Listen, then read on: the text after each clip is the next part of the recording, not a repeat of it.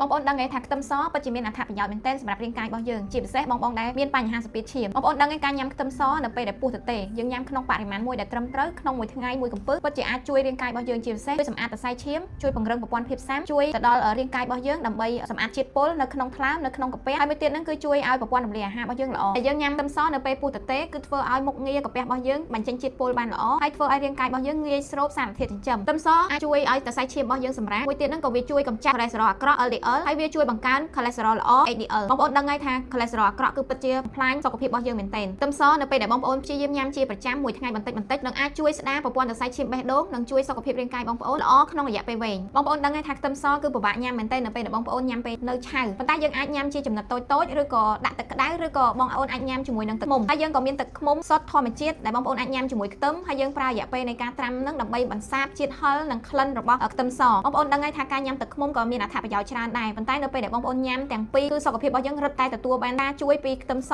និងទឹកឃ្មុំបន្ថែមអញ្ចឹងបងប្អូនអាចសាកវិធីនេះបានមានបងប្អូនជោគជ័យក្នុងការប្រើខ្ទឹមសជាមួយទឹកឃ្មុំនេះច្រើនមែនទែនអញ្ចឹងបងប្អូនដែលអត់ទាន់សាករួចរាន់សាកទាំងអស់គ្នាដើម្បីអត្ថប្រយោជន៍សរសៃឈាមបេះដូងសរសៃឈាមរាងកាយរបស់យើងឲ្យមានស្ថិរភាពនិងការពារជំងឺលើសសម្ពាធឈាមដូចគ្នាអញ្ចឹងបងប្អូនភ្លេចវិធីនេះអនុវត្តជាប្រចាំថ្ងៃប៉ុន្តែមិនគួរញ៉ាំក្នុងបរិមាណមួយដែលលើសទេបានន័យថាកុំញ៉ាំច្រើនពេកព្រឹកបងប្អូនអាចញ៉ាំមួយកំពឹសឬពេលឡើងមុនចូលគេងបងប្អូនអាចញ៉ាំមួយកំពឹសទៀតអញ្ចឹងនឹងអាចជួយសុខភាពបងប្អូនឲ្យរឹងមាំអរគុណ